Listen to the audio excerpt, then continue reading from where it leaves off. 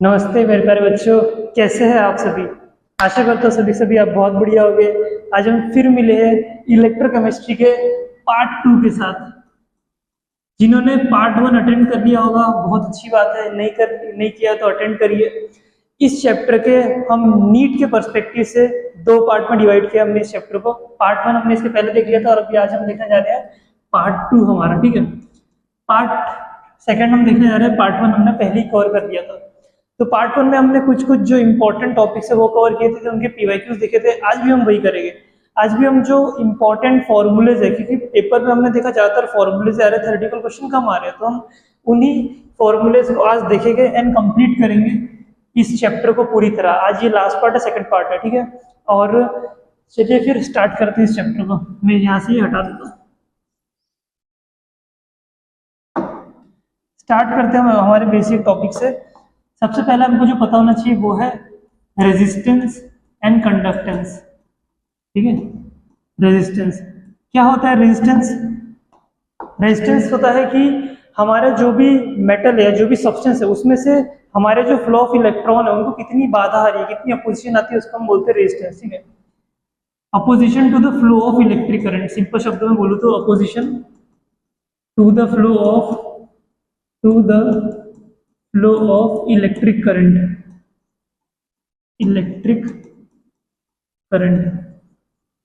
अगर मेरे को अपने रेजिस्टेंस को अगर बताना है तो मैं उसको कैसे डिफाइन करूंगा? Resistance is directly proportional to length and inversely proportional to area of cross section. अगर मुझे प्रोपोर्शनलिटी का साइन हटाना है तो मुझे कोई ना कोई कांस्टेंट डालना पड़ेगा। हम यहाँ पे डालते हैं रो इंटू एल अपॉन ए, जहां पर जो बाकी हमारी टर्म्स है ये है हमारी रेजिस्टेंस, ठीक है। ये हमारी रेजिस्टेंस,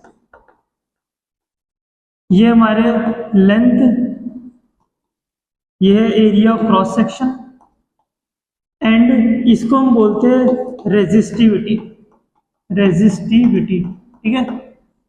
ये हमारी होगी रेजिस्टिविटी। तो ये फॉर्मूला आपको याद होना चाहिए, सबसे पहला फॉर्मूला जो आपको लर्न होना चाहिए, ठीक है। अच्छा, आगे बढ़ने से एक बात पहले बता दूं, डिस्क्लेमर जो मैंने पिछली वीडियो में दिया था वैसे अच्छे से, वो ये कि ये जो वीडियो है ये नीट वाले बच्चों के लिए स्पेशली, पहली बात। दूसरी बात, ये बिगनर्स के लिए वीडियो नहीं है। ये वीडियो रिवीजन पर्सपेक्टिव से बनाई गई है कि आपको कम टाइम में अगर इस चैप्टर को निपटाना है तो आपको ये वीडियो देखनी पड़ेगी, ठीक है। अब या फिर अगर मैं मार्क्स से टर्म्स होता हूँ तो अगर आपके 300 350 से ज्यादा आ रहे होंगे, मीन्स आपने चैप्टर कहीं ना कहीं थोड़ा बहुत कहीं ना कहीं पढ़ा होगा, तब जाके आप वीडियो को देखिए। अदरवाइज ये बिगनर्स के लिए नहीं है वीडियो, अब आपके लिए बहुत फास्ट हो जाएगा, ठीक है। अगर मुझे एकदम स्टार्टिंग से पढ़ाना होगा तो वो एक आराम से 8-9 घंटे का अलग से हम चैप्टर पूरा बनाएंगे, और बनाना ही है हमें, तो वो अलग रहेगा। ये होगा रेजिस्टेंस। और देख लेते हैं अब हम किस पर है। सेकेंड है कंडक्टेंस, ठीक है। कंडक्टेंस को अगर मुझे सिंपल शब्दों में डिफाइन करना है तो मैं क्या बोल सकता हूँ? Is to the flow of electric current, means हमारे पास जो भी इलेक्ट्रोलाइट है सब्सटेंस, उसमें से कितने आसानी से is to the flow of electric current, कितना आराम से करंट जा रहा है, इलेक्ट्रिक करंट। या फिर ऐसे बोल सकते हैं better word, is to the flow of electrons, क्योंकि इलेक्ट्रॉन्स बहेंगे जिस डायरेक्शन में, उसके अपोजिट डायरेक्शन में क्या देखने को मिलेगा? करंट। तो हमें यहाँ पे इसको कंडक्टेंस को डिनोट किया जाता है जी से, ठीक है। एंड ये होती है directly proportional to area, inversely proportional to length. अगर हम इस साइन इसको हटाएंगे, प्रोपोर्शनलिटी को, डायरेक्ट प्रोपोर्शनलिटी को, तो हमको एक कांस्टेंट इंट्रोड्यूस करना पड़ेगा। हम यहाँ पे कांस्टेंट इंट्रोड्यूस करते हैं ये के नहीं है, ये है कापा, के जैसा दिखता है, इसको हम बोलते हैं कापा इंटू ए अपॉन एल, जहां पर ये क्या है? कंडक्टेंस, ठीक है। कंडक्टेंस का यूनिट होता है सीमेन, ठीक है, या फिर ओम इनवर्स। सीमेन या फिर ओम इनवर्स भी बोलते हैं। अगर मैंने यहाँ भी बात करूं, यहाँ पे रेजिस्टेंस का होता है ओम, ठीक है। रेजिस्टिविटी इसका होता है सेंटीमीटर स्क्वायर जनरली ज्यादातर यूज करते हैं, इसका होगा सेंटीमीटर। मैंने तीनों को बता दिया, अब आप इसका निकाल सकते हैं। सिमिलरली ये हो गया सीमेन या ओम इनवर्स, ये हो गया सेंटीमीटर स्क्वायर इसका यूनिट, और इसका यूनिट सेंटीमीटर। अब आप यहाँ पर इसका यूनिट निकाल सकते हैं, ठीक है। ये हो गई पहली बात। दूसरी बात इससे रिलेटेड ये है कि अभी हमने थोड़ी देर पहले क्या देखा था, एक टर्म देखी हमने, क्या? रेजिस्टिविटी, ठीक है। और अभी हम देख रहे हैं क्या? कंडक्टिविटी। ये बात हमको पता होनी चाहिए कि यहाँ लिख लेते हो कि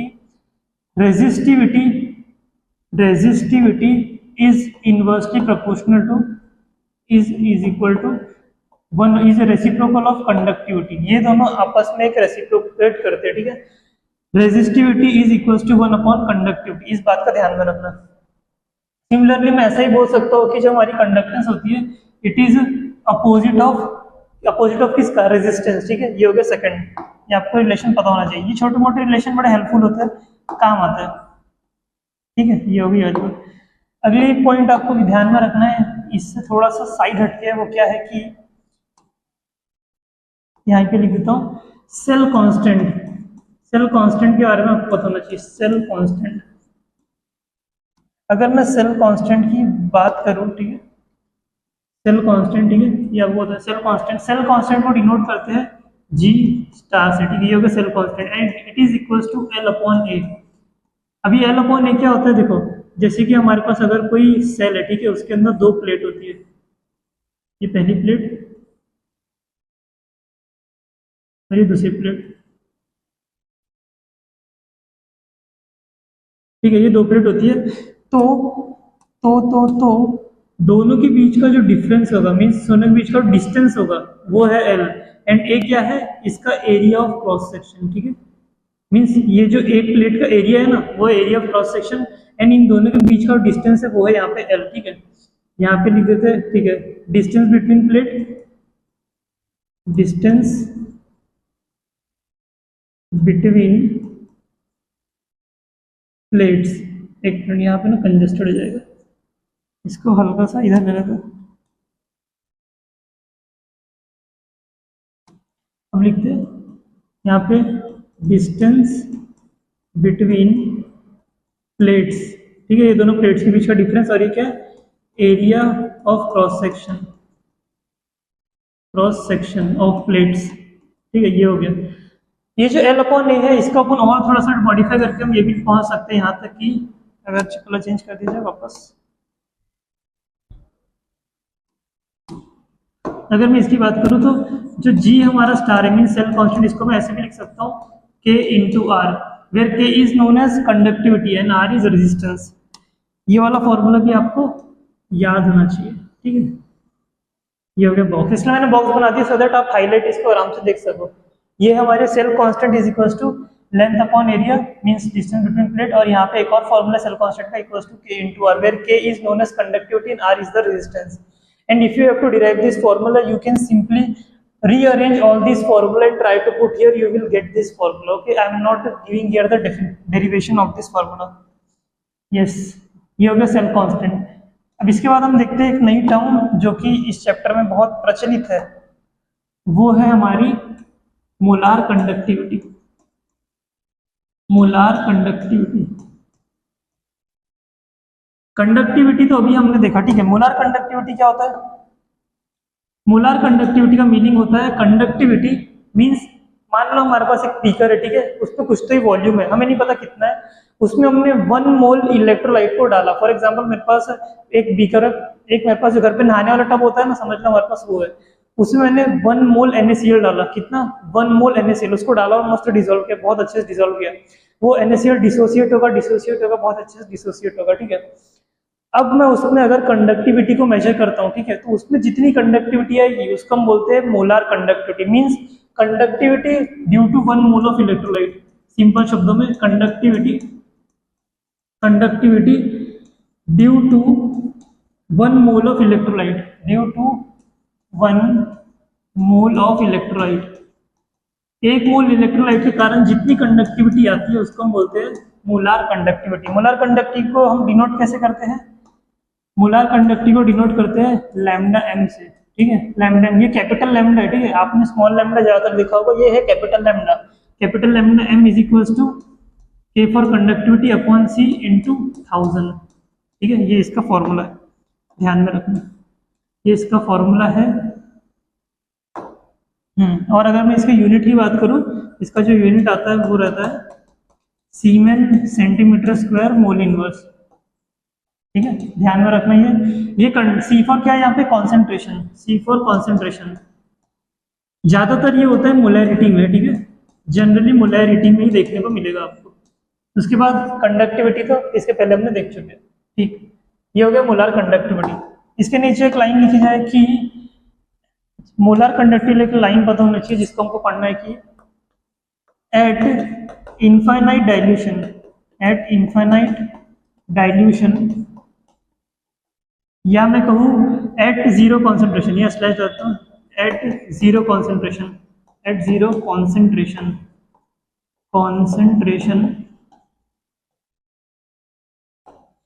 molar conductivity is known as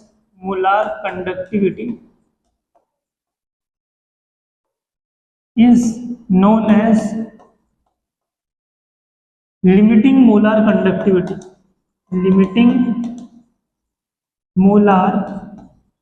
conductivity, ठीक है। जो क्या होता है कि अगर हमारे पास कोई भी सोल्यूशन है, ठीक है, अगर हम उसको बहुत डाइल्यूट करते जा रहे हैं, अगर हमारे पास कोई भी सोल्यूशन, जैसे मैंने एक एग्जांपल लिया कि एक टब था मेरे पास, उसके अंदर मैंने NaCl डाला 1 मोल, ठीक है, यहाँ तक तो बात समाप्त हो गई थी।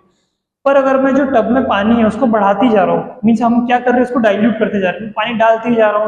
एक टब के अंदर, एक टब को मैंने बड़े टब में डाल दिया, फिर उसको और बड़े टब में, फिर जो बड़े वाले टैंकर होते हैं उसमें डाल दिया मैंने, ठीक है। नमक अभी तक वन मोल ही चल रहा है वहां पे, ठीक है, पर जो वॉल्यूम है वो बढ़ते जा रहा है, मीन्स हम उसको डाइल्यूट करते जा रहे हैं। ऐसे डाइल्यूट करते करते अगर हम उसको यहाँ पे ले गए, किस पोजीशन पे, इनफाइनाइट डाइल्यूशन पे लेके चले गए, मीन्स इनफाइनाइट डाइल्यूशन। और ये बात समझ लो कि जितना हम उसको डाइल्यूट करेंगे उसका कॉन्सेंट्रेशन क्या होगा, कम होते जाएगा, क्योंकि हमको पता है concentration is inversely proportional to volume, इसलिए यहाँ पे लिखा है जीरो कॉन्सेंट्रेशन। जब हमारा इनफाइनाइट डाइल्यूशन में पहुंचेगा, ठीक है, और वहां पे एट जीरो कॉन्सेंट्रेशन हो जाएगा, क्योंकि जितना ज्यादा डाइल्यूशन उतना कम कॉन्सेंट्रेशन, तब हम मोलार कंडक्टिविटी जो भी हमने पढ़ा उसको हम बोलते हैं लिमिटिंग मोलार कंडक्टिविटी, ठीक है। और इसको डिनोट किया जाता है, एंड डिनोटेड एज इसको लिखा जाता है ऐसे, लैम्डा एम नॉट, ठीक है। इसका जीरो का यहाँ पे मीनिंग रहता है कि जीरो कॉन्सेंट्रेशन, किसी बुक में इसको ऐसा भी लिखा होता है लैम्डा एम, और यहाँ पे इन्फिनिटी बना देते हैं। इन्फिनिटी का मीनिंग क्या होता है, एट इनफाइनाइट डाइल्यूशन। तो दोनों का मीनिंग सेम होता है, बस सिंबल ऐसा है, ठीक। मैंने उसको मिटा दिया कि जनरली ये वाला देखने को मिलता है। ये होगा यहाँ तक बात हमारी इसको लेकर। आगे बढ़ते हैं, ठीक है, आगे बढ़ते हैं और हम बात करते हैं किसकी।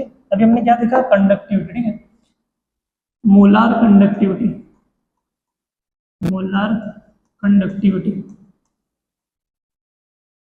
या फिर बोलो और अच्छे से लिमिटिंग मोलार कंडक्टिविटी।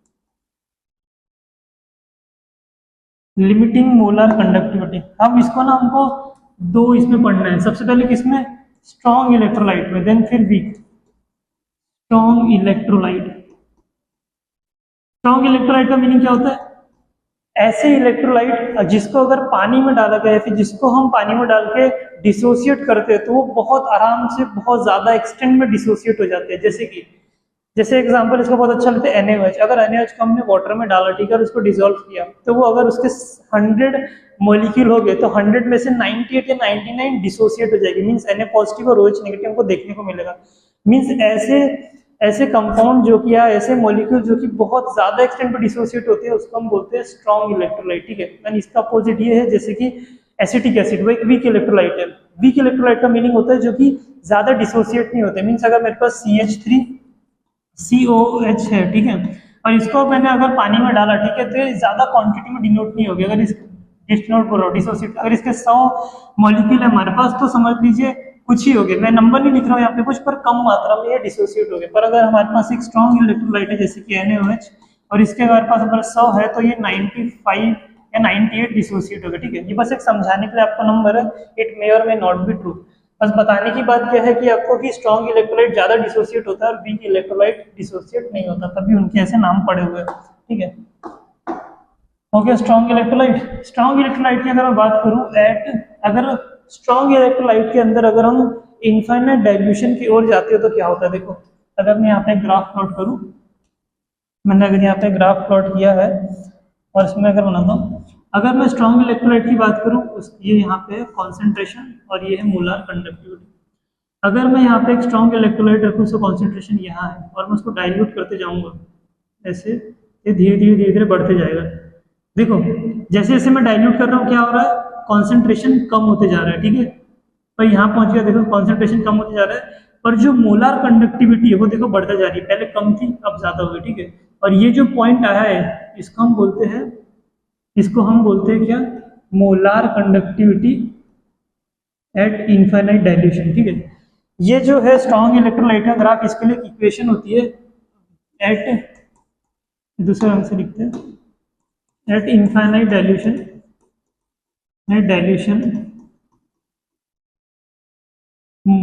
और वेरिएशन बोल सकते हैं, वेरिएशन ऑफ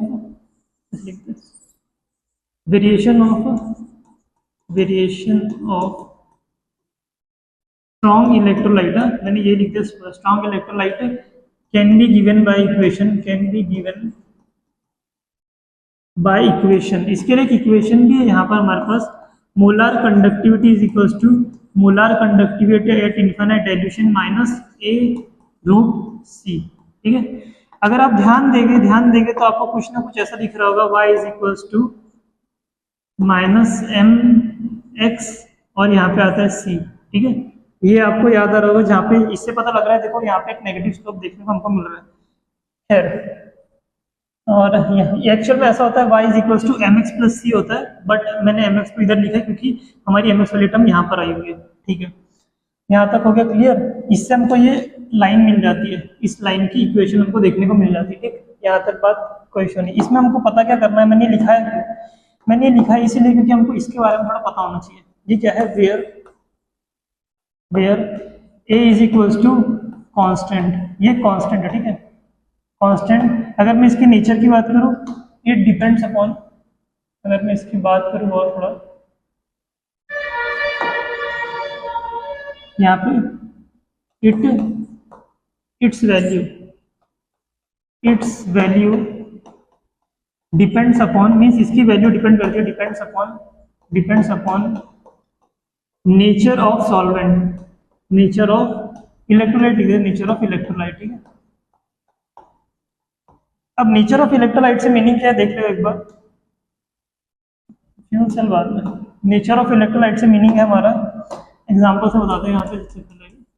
अगर मेरे पास ये है, देखो MgCl2 और है मेरे पास BaCl2, ठीक है। अगर मेरे पास ये MgCl2 और BaCl2, तो ये कौन से आयन प्रोड्यूस करेगा, ये प्रोड्यूस करेगा एक Mg पॉजिटिव और ट्वाइस Cl नेगेटिव, ठीक है। तो रेशियो क्या होगा, 1:2, ये हो गया 3। अगर मैं इसके बाद शुरू देगा प्रोड्यूस करेगा Ma पॉजिटिव इस टू 2 Cl नेगेटिव 1:2। इस केस में पता क्या होगा, A विल बी सेम। इसका मीनिंग है कि अगर आप इसका A मेजर करोगे, इसका मेजर करोगे तो उसकी वैल्यू सेम आएगी। परंतु अगर हमारे पास ऐसा केस है, ये हो गया एग्जांपल 1, और अगर मैं यहाँ सेकंड बात करूँ, हमारे पास फिर से वही है MgOH2, ठीक है।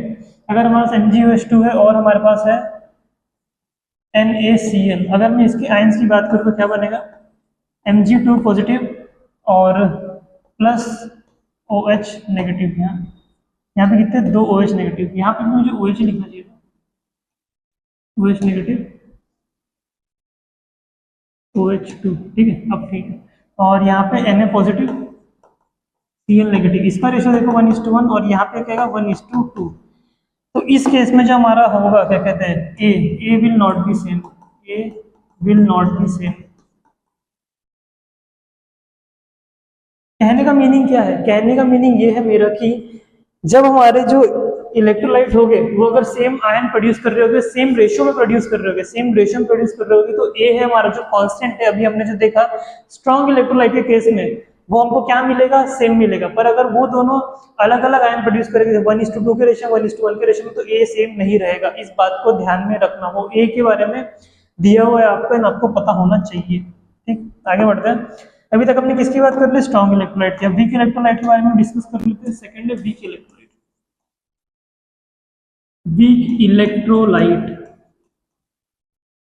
वीक इलेक्ट्रोलाइट मींस ऐसे इलेक्ट्रोलाइट जो कि ज्यादा डिसोसिएट नहीं होते, कम ही एक्सटेंट पे डिसोसिएट होते हैं। इसका बहुत अच्छा एग्जांपल है CH3COOH, ठीक है। अगर मैं यहाँ पे बात करूं तो क्या होगा, एट इनफाइनाइट डाइल्यूशन, इसको मैं ग्राफ से दिखाता हूँ क्या होगा। देखो अभी हमने थोड़ी देर पहले किसका ग्राफ देखा था, अभी हम देखा था स्ट्रॉन्ग इलेक्ट्रोलाइट का, वीक इलेक्ट्रोलाइट को देख लेते हैं। अगर मेरे पास यहाँ पे है और यहाँ पे √c और लैम्डा m, तो क्या होता है इस केस में कि हमारा जो वीक इलेक्ट्रोलाइट है उसका कॉन्सेंट्रेशन यहाँ से स्टार्ट होगा। जैसे जैसे मैं पानी मिलाऊंगा तो क्या होगा, कॉन्सेंट्रेशन कम होती जाएगी। कॉन्सेंट्रेशन कम होगी पर एक वस्तु बढ़ती जाती है, वो क्या है, नंबर ऑफ आयंस। जैसे जैसे हम वीक इलेक्ट्रोलाइट के अंदर पानी डालते जाते हैं ना, हमको बात देखने को मिलती है कि वो पहले डिसोसिएट तो नहीं हुआ था ज्यादा, पर जैसे जैसे पानी डालते हैं वो और डिसोसिएट होता है मींस नंबर ऑफ आयंस क्या, वो बढ़ते जा रहे हैं। नंबर ऑफ आयंस बढ़ने से क्या होता है, मोलर कंडक्टिविटी बढ़ते जाती है और इनफाइनाइट डाइल्यूशन पे तो एकदम सीधी खड़ी हो जाती है। यहाँ पे ये मैंने थोड़ा सही नहीं किया, इसको सही कर देता है। यहाँ पर ये ऐसा सीधा होना चाहिए, ये कलर नहीं चाहिए, ये एकदम सीधा हो गया ऐसे। एंड जो हमारा डाइल्यूशन है वो भी कुछ ऐसे ही मूव हो जाता है, ये मीट नहीं होता, ऊपर निकल जाता है, ठीक है। ये हो गया वीक इलेक्ट्रोलाइट। स्ट्रॉन्ग इलेक्ट्रोलाइट को मैंने थोड़ी देर पहले दिखाया था, क्या होता है, यहाँ से ऐसे जाके मीट कर जाता है। तो अगर मेरे को लिखना है स्ट्रॉन्ग इलेक्ट्रोलाइट, ठीक है, स्ट्रॉन्ग इलेक्ट्रोलाइट का जो ग्राफ हो ये वाला है। स्ट्रॉन्ग इलेक्ट्रोलाइट का ग्राफ में देख सकते हो कॉन्सेंट्रेशन पहले ही ज्यादा है और ये है वीक, ठीक है, ये वीक वाले केस में देखो ग्राफ ऐसा गया, कहीं मीट नहीं होता है। तो अब हमको इनफाइनाइट डाइल्यूशन पे, जैसे देखो क्या हुआ, स्ट्रॉन्ग इलेक्ट्रोलाइट के केस में हमको ये मीट हो गया, मींस हम eight infinite dilution strong electrolyte की कंडक्टिविटी को मोलर कंडक्टिविटी फाइंड कर सकते, बता सकते हैं, ठीक है। बट वीक इलेक्ट्रोलाइट के केस में क्या हो रहा है कि वो कहाँ जा रहा है हमको पता नहीं चल रहा है।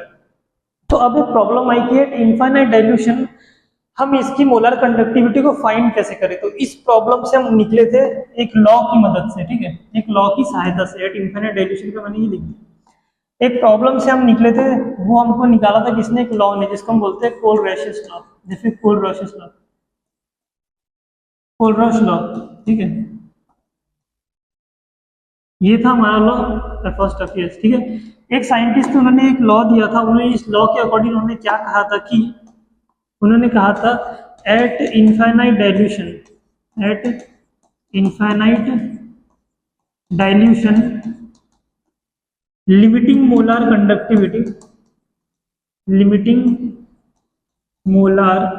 Conductivity of weak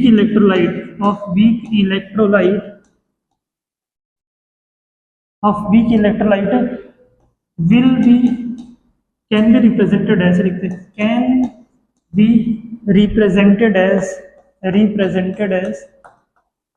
can be represented as the sum of molar conductivity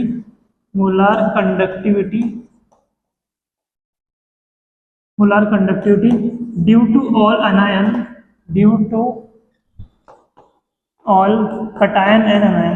to all cation and anion। कहने का मीनिंग क्या है कि कोलरॉश लॉ ने ये कहा कि एट इनफाइनाइट डाइल्यूशन अगर हमको वीक इलेक्ट्रोलाइट की मोलर कंडक्टिविटी को निकालना है, अगर हमें वीक इलेक्ट्रोलाइट की लिमिटिंग मोलर कंडक्टिविटी को निकालना है, तो हम ऐसा बोल सकते हैं कि eight infinite dilution limiting molar conductivity of weak electrolyte will be equal to the sum of molar conductivity due to all cations, mean जो भी पॉजिटिव चार्ज हो गए, and molar conductivity due to all anions, ठीक है। अब ये जो मैं बोल रहा हूँ इसका एक्चुअल मीनिंग क्या भी दिखाता हूँ तो आपको ज्यादा अच्छे समझेगा। एग्जाम्पल से आपको तुरंत क्लिक हो जाएगा मैं क्या बोलना चाह रहा हूँ। एग्जाम्पल की बात करते हैं, एग्जाम्पल लेते हैं CH3COH, ठीक है, eight infinite dilution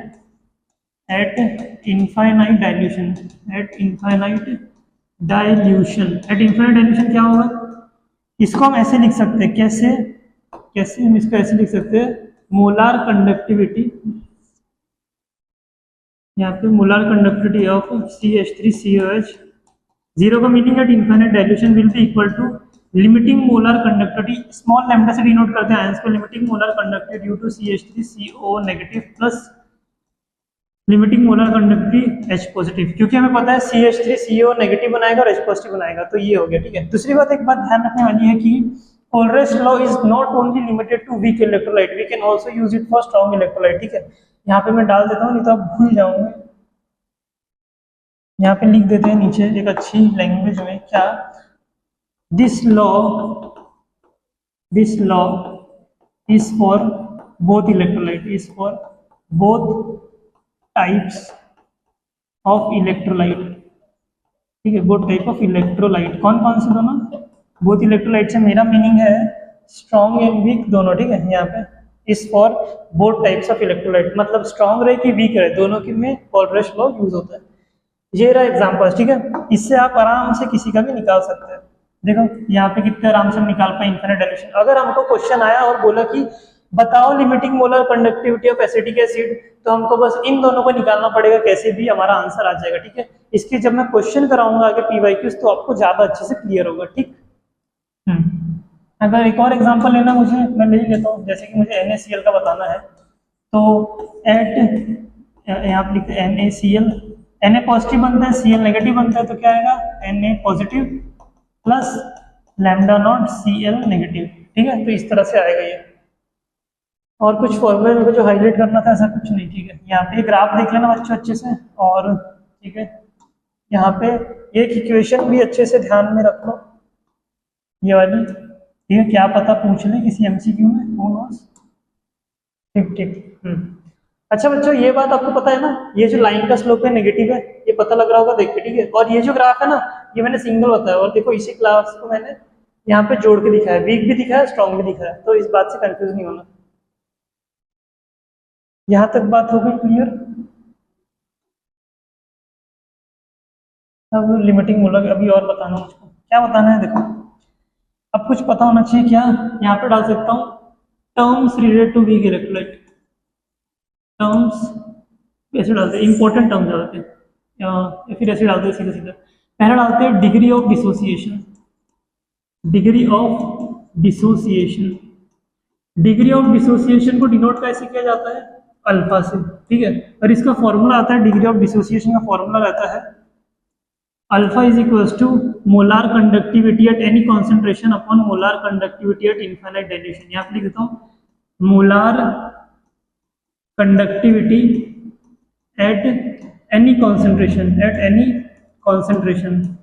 upon molar conductivity at infinite dilution, या फिर लिख सकता हूँ at zero concentration, at infinite dilution, या फिर जीरो कॉन्सेंट्रेशन, दोनों बात एक ही है, ठीक है।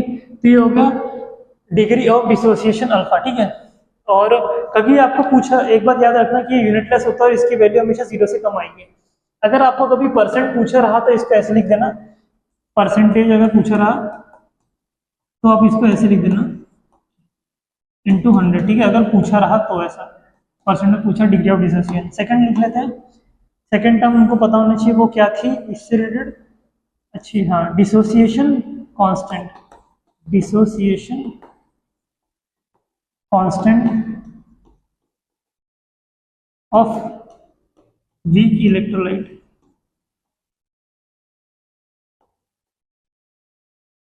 अगर मैं वीक इलेक्ट्रोलाइट की अगर यहाँ पे बातें करूँ तो हमें देखो यहाँ पे, अगर मैं वीक इलेक्ट्रोलाइट की अगर मैं यहाँ पे बात करूँ तो देखो, मान लो हमारे पास एक इलेक्ट्रोलाइट है AB, ठीक है। ये डिसोसिएट होगा किसमें?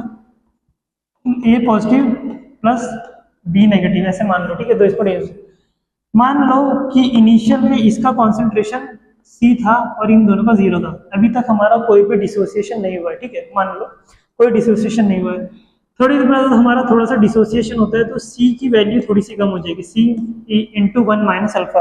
अल्फा हमने इसलिए लिया क्योंकि थोड़ा सा डिसोसिएशन हो गया। अगर यहाँ पे देखो अल्फा डिसोसिएशन होगा तो A कितना प्रोड्यूस हुआ होगा?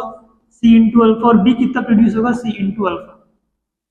अगर मुझे यहाँ से लिखना है dissociation constant, dissociation constant is denoted by Ka, ठीक है, यहाँ लिख देते हैं, इज डिनोटेड बाय Ka। तो Ka होता है product upon reactant concentration, C alpha, यहाँ पे C अल्फा, ये इसका कॉन्सेंट्रेशन हो गया, अपॉन नीचे क्या है C और ब्रैकेट के अंदर 1 माइनस अल्फा, ये मैंने लिख दिया। एक मिनट इसमें ना स्क्वायर ब्रैकेट बनाता तो अच्छे समझेगा। C अल्फा ये हो गए 2, और यहाँ पे क्या आएगा C 1 माइनस अल्फा, C से C कैंसिल, इधर क्या आ जाएगा C alpha square upon 1 minus alpha. तो ये होगा हमारा फॉर्मूला Ka का, क्या आया यहाँ अलग से लिख देता हूँ, therefore Ka is equals to alpha square C upon 1 minus alpha. और इसको ब्रैकेट में डाल देते हैं और इसको आप अपने स्मृति में बसा लो, ठीक है। ये फॉर्मूला और इधर वाला ये फॉर्मूला, ये दोनों आपको एकदम आपके बुद्धि में याद हो जाने चाहिए। तो जितने भी इंपॉर्टेंट फॉर्मूले मुझे लगता है मैंने बता दिया हूँ। अब बढ़ते आगे, फ्यूल सेल के बारे में बात करते हैं। हो सकता है बच्चों आपको जल्दी लग रहा हो, बट ये बताया जैसे मैंने रिवीजन वालों बच्चों के लिए, तो वही पकड़ पाएंगे इसको। फ्यूल सेल के बारे में बात करता हूँ। फ्यूल सेल की अगर मैं बात करूँ, वैसे तो बहुत सारे सेल्स है इस चैप्टर में, बहुत सारे सेल्स है, बट हमें फ्यूल सेल इसलिए पढ़ना है क्योंकि ये थोड़ा सा यूनिक है, ठीक है। अब इसकी क्या विशेषता है वो मैं आपको बताता हूँ। सबसे इसकी सिंपल बात ये है कि it is clean and highly efficient.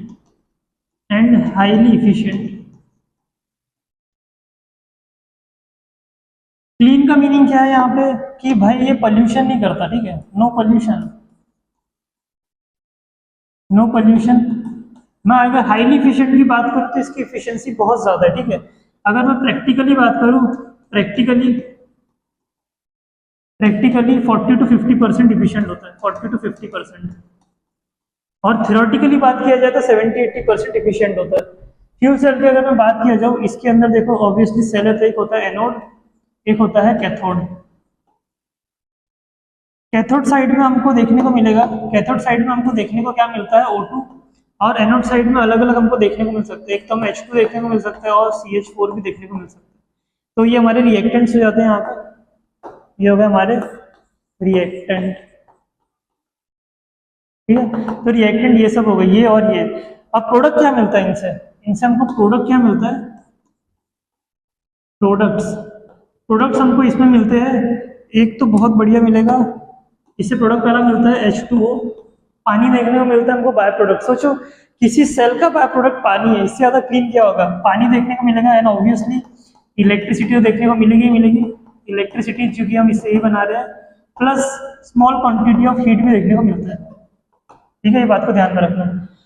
ये सेल जो रहता है कन्वर्ट किसको करता है, इलेक्ट्रिकल, मीन्स हमारी जो केमिकल एनर्जी है उसको डायरेक्टली कन्वर्ट करता है इलेक्ट्रिकल एनर्जी में। यानी लिखता हूं मैं, लिख देता, अच्छा, केमिकल टू इलेक्ट्रिकल एनर्जी, ठीक है। तो फ्यूल सेल की अगर मैं बात किया जाऊँ तो बहुत ही क्लीन है, एफिशिएंट है। रिएक्टेंट देख लो हमारे, और जो प्रोडक्ट बन रहा है वो भी देख लो। पोल्यूशन नहीं करता है, हाईली एफिशिएंट है, प्रैक्टिकली 40 to 50% एफिशिएंट, जो कि बहुत ज्यादा एफिशिएंट हो गया। जनरली हमारी जो एफिशिएंसी होती है सेल्स की, हम जो भी पावर प्लांट वगैरह की बात करें तो बहुत कम होती है, इसलिए ये बहुत ज्यादा एफिशिएंट हो गया, ठीक है। इसीलिए फ्यूल सेल के बारे में कुछ बातें पता होनी चाहिए। फिर और क्या है, ठीक है, यहाँ तक मुझे लगता है हमने जितना भी देखना था इम्पोर्टेंट हमने देख लिया है, ठीक है। तो बच्चों हमें जितने भी आज की थ्योरेटिकल बातें पढ़नी थी हमने पढ़ लिए, बहुत सारे मैंने फॉर्मूले कराए, आप उनको लिख लेना और उनको दिमाग में बसा लेना। कुछ टफ फॉर्मूले नहीं है, और फॉर्मूले के बेस में सिंपल क्वेश्चन आते हैं। तो मैं नहीं चाहता कि इस चैप्टर से आपके कुछ भी क्वेश्चन छूट जाए, वो भी ऐसे क्वेश्चन, ठीक है, क्योंकि ज्यादा तो है नहीं, तो फिर छूटने नहीं चाहिए। और अगर आपको याद होगा जो पहली वीडियो थी उसमें मैंने दिखाया था कि 2026 जो भी एग्जाम कैंसिल हो गई, उसमें 2 क्वेश्चन आए थे, कितने बेसिक थे। माना कि थोड़ा कैलकुलेशन दबा आसान थे ना, तो होने चाहिए आपसे। अगली बात आगे बढ़ते हैं, क्या है ये, ठीक है। तो मैं यहाँ पे लिख देता हूँ PYQs, ठीक है बच्चों, ये लिख दिया मैंने यहाँ PYQs। चलते आगे, ठीक है। फिर अब हम देखते हैं हमारे PYQs, ठीक है। आपको तो पता है मैं क्वेश्चन पूरे कराने के बाद PYQs तो आपको हमेशा ही कराता हूँ, ठीक है। तो अगर मैं PYQs की बात करूँ, देखो क्या दिया हुआ है, A device that convert energy of combustion of fuels like hydrogen and methane directly into electrical energy is known as, just अभी हमने देखा फ्यूल सेल, ठीक है, जो कि केमिकल को इलेक्ट्रिकल एनर्जी में कन्वर्ट करता है, तो इसका आंसर आएगा फ्यूल सेल, सिंपल। अगला क्या है, the molar conductivity of 0.5 mole DM cube solution of AgNO3 with electrolytic conductivity of this eight 298 kelvin. मैंने आपको बताया कि जब भी आपको न्यूमेरिकल करना तो ये पता होना चाहिए कि मेरे को निकालना क्या है, ठीक है। मुझे को निकालना क्या है, molar conductivity of with is at, molar conductivity means lambda m निकालना है, ठीक है। लैम्डा m का फॉर्मूला क्या था हमारे पास, lambda m is equals to K/C × 1000। ये दिया हुआ है यहाँ पे, देखो molar conductivity of 0.5 mole DM cube, ये देख के पता लग रहा है, कॉन्सेंट्रेशन दिया हुआ है, मींस C कितना है 0.5। विथ इलेक्ट्रोलाइटिक कंडक्टिविटी कितनी है 5.67 इंटू 10⁻³ इंटू 10⁻3। ये दिया हुआ है, कितना सिंपल कैलकुलेशन है। कलर बदल देता हूँ, दिखेगा। ये से ये कट गया, ये पॉइंट से ये पॉइंट यहाँ शिफ्ट हो जाएगा, ठीक है। और मैं अगर 5 से डिवाइड करूँगा, 5 1 5, 5 1 5, 5 1 5, ठीक है। एक मिनट, 5 1 5, 5 1 5, 5 5 25, ठीक है। पॉइंट यहाँ पे आ जाएगा, फिर 5 2 10, तो आ जाएगा 11.52, ठीक है। यूनिट की बात करें तो centimetre square mole inverse, siemens centimetre square mole inverse. Option देखो, ऑप्शन नंबर ए है। सिंपल क्वेश्चन था, देखो सिंपल फॉर्मूले के साथ ही हो गया। आगे बढ़ते हैं। In a typical fuel cell the reactant and products are. In a typical fuel cell, fuel cell भी हमने देखा क्या होता है हमारे रिएक्टेंट और प्रोडक्ट। अच्छा, ये अपने आप से करना था, 2 सेकंड का तो है होमवर्क, अपने आप से करना 2 सेकंड का, देख के हो जाएगा। Molar conductivity of NaCl, HCl and CH3 at infinite dilution are this and this. The molar conductance of CH3 at infinite dilution is, conductance नहीं है, कंडक्टिविटी होना चाहिए था, conductivity of CH3 at infinite dilution, choose the following option। देखो क्या होता है, मुझे क्या निकालना है, molar conductivity at infinite dilution, किसकी, CH3COOH, ठीक है, ये ऐसे लिखते हैं हम।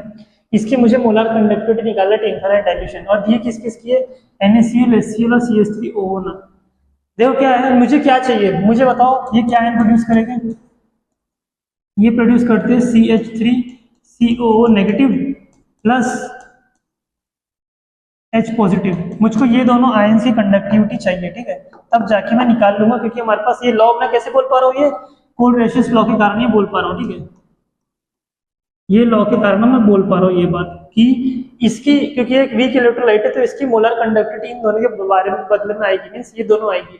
अब मुझे इन दोनों की निकालना, इन दोनों की हेल्प से मैं कैसे निकालूंगा, देखो ये किसमें है, देखो यहाँ पे दिया हुआ है H पॉजिटिव, किसमें, इसमें। तो हम क्या करेंगे, इसको और इसको ऐड करेंगे, ठीक है। अब इसको ऐड करेंगे तो हमको ये मिल जाएगा, ये मिल जाएगा, बट एक्स्ट्रा क्या मिल गया, Cl एक्स्ट्रा मिल जाएगा और Na एक्स्ट्रा मिल जाएगा। अब Na और Cl को गायब करने के लिए मैं यूज करूंगा इसका, ठीक है। तो देखो मैं कैसे करता हूँ, यहाँ पे लेता हूँ मैं कलर चेंज, और मैं लिखता हूँ इसको यहाँ पे, molar conductivity for CH3COH can be, इसको हम निकाल सकते हैं। देखो पहले इसको और उसको ऐड करता हूँ, ठीक है।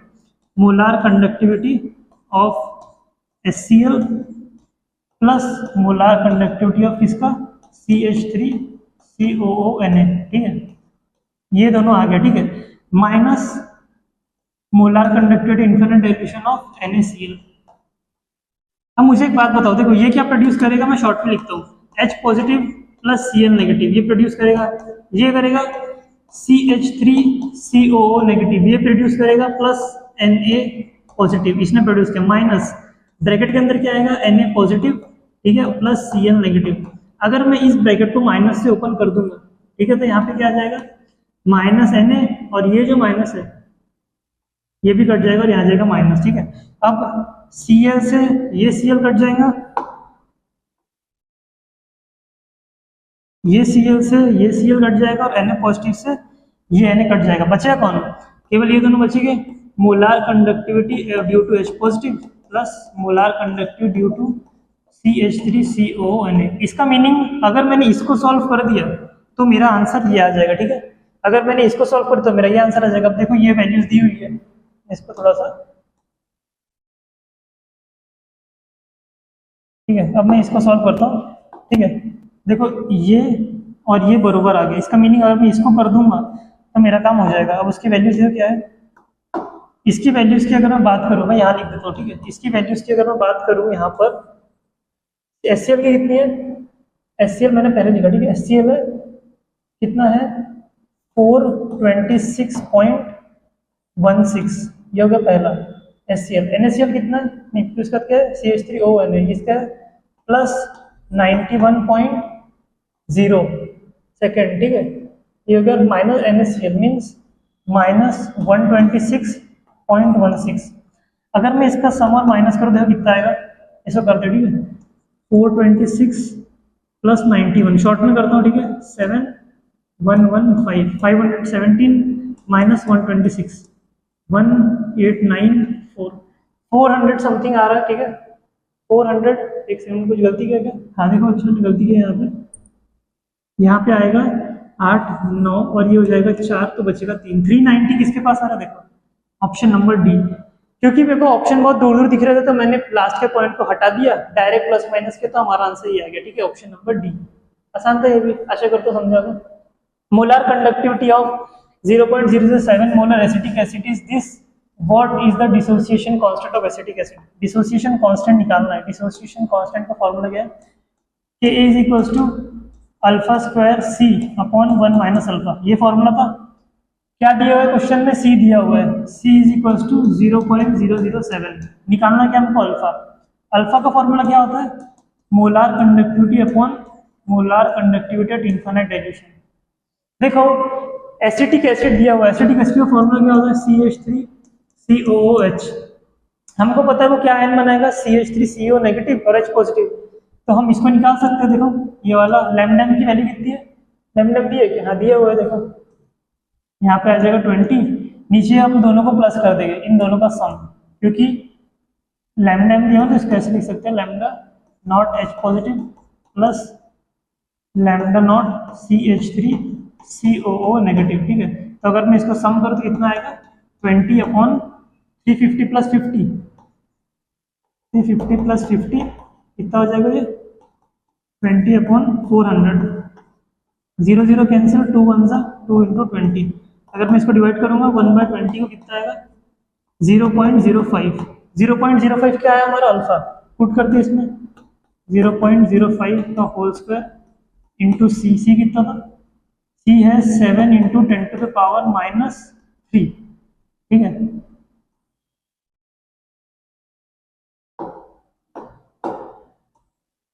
नीचे क्या? 1 माइनस 0.05।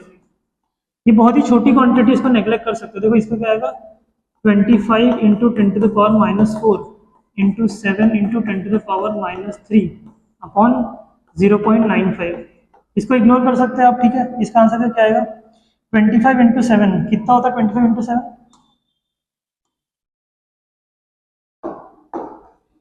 25 इंटू 7 होता है 175, ठीक है, इंटू 10⁻⁻7, 4 5 6 7, ठीक है। नीचे का आएगा? नीचे 1 पकड़ लेते हैं। 175 का आ रहा है, यहाँ पे आ रहा है, देखो। और पॉइंट कितना है? अगर मैं यहाँ पॉइंट लगा दूंगा 1.75, तो आंसर कितना हो जाएगा? 10⁻⁻5। Option D. Option D is your correct answer. थोड़ा कैलकुलेशन था बट बढ़िया था, ठीक है। कैलकुलेशन था तो मैंने फास्ट में कर दिया, आप आराम से इसको देख लेना। ध्यान से देखो ए और डी, ध्यान से। आगे बात करते हैं क्या है? Molar conductivity of an electrolyte increase with dilute. Homework ले लो, थ्योरेटिकल क्वेश्चन। थ्योरेटिकल क्वेश्चन है, इसका आप होमवर्क के लिए ले लो और ट्राई करना, ठीक है। ये एक थ्योरेटिकल क्वेश्चन मैंने होमवर्क दिया। क्या है? Molar conductivity of centimolar of the conductivity of centimolar solution of KCl is this and the resistance of the cell containing the solution is ohm, the value of cell constant। Cell constant पूछा हुआ है, ठीक है। Formula क्या हमने देखा था इसका? L/A, जो कि यहाँ वर्क नहीं कर रहा है। एक और देखा था हमने K इंटू R, ठीक है, K इंटू R देखा था। K कितना दिया हुआ है यहाँ पे? मोलार 0.021 इंटू रेजिस्टेंस कितनी है? 60, 6 1 6, 6 2 12, 126। Option number D. पॉइंट की भी आवश्यकता नहीं, मैं डायरेक्ट कर दिया, क्योंकि पॉइंट देखने से क्या होगा जब मुझे ऑप्शन दिए हुए हैं। क्या 2025 the molar conductivity of a 0.05 solution of monobasic weak acid is this, is degree of dissociation will be. Means क्या पूछा हुआ है? Alpha is equals to question mark. Alpha की फॉर्मूला क्या था? Alpha is equals to lambda M upon lambda M not, ठीक है। Lambda M not का लैम्डा एम दिया हुआ है, मोलार कंडक्टिविटी दिया हुआ है, देखो 0.050 अपॉन नीचे क्या आएगा? मोलार कंडक्टिविटी, देखो ये भी दिया हुआ है। हमको पता है कोलरेशस लॉ की सहायता से हम मोलार कंडक्टिविटी इनफाइनाइट डाइल्यूशन निकालते हैं किसका? कटायन और अनायन का सम। तो मैं डायरेक्ट लिख रहा हूँ क्योंकि अभी इसके पहले दिखाया था 6 + 50.4, इन दोनों का सम करोगे कितना आएगा? ये आएगा 400। ठीक है, इसको आप सॉल्व करना, इसका आंसर क्या आ सकता है गेस करो। 4 1 जा 4, 4 2, इसका आंसर आएगा ऑप्शन नंबर, और 4 1 जा 4, ठीक है। फिर उसके बाद इसका आंसर आएगा 125, ठीक है। इसका आंसर आएगा 125, आप ट्राई करके देखना, रॉन्ग रहा तो रॉन्ग रहा, पर ट्राई करेगा 25। ओके, तो आशा करता हूँ मैंने क्वेश्चन जल्दी जल्दी कराया तो आपको समझ में आया होगा। मैंने ज्यादा टाइम इसलिए नहीं लिया कि मुझे लगता नहीं ज्यादा टाइम इसमें देना चाहिए, अदरवाइज बहुत स्लो हो जाता फिर आपके लिए। मैंने होमवर्क कौन सा दिया था, देखो ये वाला, इसको आप ट्राई करना पहले, ये आपका पहला होमवर्क था, ठीक है, होमवर्क नंबर 1, इसलिए मैं भी दिखा रहा हूँ। दूसरा क्या है आपको मैंने होमवर्क दिया, ये वाला, ये देखो ये आपका दूसरा होमवर्क है, तो मैं आपको हट गया सो दैट आप आराम से देख सको। इसको यहीं पॉज करके आराम से देख लेना, और जाते हैं लास्ट इसमें। आशा करता हूँ मैंने जो सेकंड वीडियो बनाई आपको पसंद आई होगी। पार्ट 2 यही समाप्त होता है, इलेक्ट्रोकेमिस्ट्री हो गया पूरा का पूरा समाप्त। अब जो भी क्वेश्चन यहाँ पे आ सकते थे इलेक्ट्रोकेमिस्ट्री के, वो कर सकते हो आप सभी का मैं बहुत बहुत आभारी हूँ जिन्होंने इस लेक्चर को अंत तक देखा अपने पूरे फोकस के साथ, ठीक है। ध्यान लिख देते हैं, द कंक्लूजन समाप्त हो गया, ठीक है, द कंक्लूजन। तो पार्ट 2 हमने किया यहीं पे समाप्त। आशा करता हूँ सभी को बहुत बढ़िया कि लगा होगा लेक्चर। अगर आपको पसंद आया लेक्चर तो बताइए, एंड अगर कुछ भी इंप्रूवमेंट आपको लगता है मुझे करना चाहिए तो आप कर सकते हैं। हाँ, एक इंप्रूवमेंट की बात है, मुझे किसी स्टूडेंट ने कहा था कि आवाज़ अच्छे से नहीं आ रही है। वही क्या है ना, ये जो पूरा हॉल है ना वो एम्प्टी है, और मेरे पास अभी यही सेटअप है, तो आवाज़ अगर हेडफोन के साथ आप सुनोगे, ईयरफोन के साथ, तो आपको थोड़ी बेटर आएगी। और मैंने वैसे सुन के देखा तो समझ में आता है मैं क्या कह रहा हूँ, ठीक है। तो अगर आपको लगता है मैं ज़्यादा स्पीड या स्लो रहा तो वही बताइए, ठीक है। हर इंप्रूवमेंट किया जाएगा, अब मुझे तो इम्प्रूव करना ही है। तो आशा करता हूँ जो मैं कंटेंट आपको पहुंचाना चाहता आपको तक पहुंच गया होगा। अपना ध्यान रखिए और पढ़ते रहे। ऑल द बेस्ट आपके आने वाले एग्जाम के लिए। मिलते हैं नेक्स्ट लेक्चर में।